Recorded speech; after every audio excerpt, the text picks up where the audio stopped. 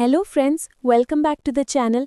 आज हम एक बहुत इंपॉर्टेंट इकोनॉमिक्स टॉपिक पढ़ेंगे, बार्टर सिस्टम की डिफ़िकल्टीज़। चलो बिना टाइम वेस्ट किए शुरू करते हैं। बार्टर सिस्टम क्या था? पुराने टाइम में लोगों के पास मनी नहीं होती थी। वो लोग सीधे गुड्स या सर्विसेज को एक्सचेंज करके ट्रांजैक्शंस करते थे। इस सिस्टम को बार्टर सिस्टम कहते हैं। लेकिन इसमें एक बड़ी प्रॉब्लम थी, कोई कॉमन मीडियम ऑफ पेमेंट नहीं था। हर एक्सचेंज सिर्फ इस बात पर डिपेंड करता था कि सामने वाला आपका सामान लेना चाहता है या नहीं। बार्टर सिस्टम की मेजर डिफ़िकल्टीज़।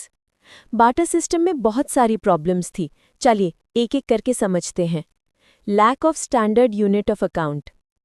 इस सिस्टम में वैल्यू मेजर करने का कोई स्टैंडर्ड तरीका नहीं था। जैसे एक गोट इज इक्वल टू कितने bags of rice, 1 sack of wheat is equal to कितने पॉट्स।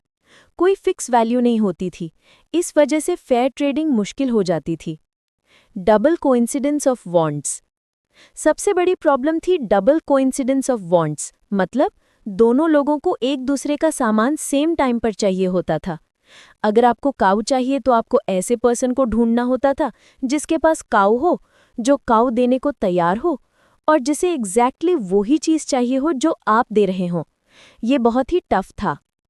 Indivisibility of goods. कई गुड्स ऐसे होते थे जिनको तोड़कर छोटे पार्ट्स में नहीं बांटा जा सकता था। जैसे अगर आपको एक काऊ के बदले छोटी चीज़ें लेनी है तो आप काऊ को पार्ट्स में तो नहीं बांट सकते। अगर आप बांट दोगे तो उसकी यूटिलिटी खत्म हो जाएगी। इस वजह से बार्टर कई केसेस में इम्पॉसिबल हो जाता था। क्यों बार्टर सिस्टम फेल हुआ? इन तीनों मेजर प्रॉब्लम्स की वजह से। कोई स्टैंडर्ड वैल्यू नहीं, डबल कोइंसिडेंस की प्रॉब्लम, गुड्स को डिवाइड नहीं कर सकते, बार्टर सिस्टम इनएफिशिएंट हो गया था। लोग फेयर और कन्वीनियंट ट्रेड नहीं कर पा रहे थे। मनी का जन्म। यही डिफ़िकल्टीज देखकर लोगों ने मनी का कॉन्सेप्ट डेवलप किया, एक ऐसा मीडियम जिससे एक्सचेंज इजी, फेयर और कन्वीनियंट हो गया।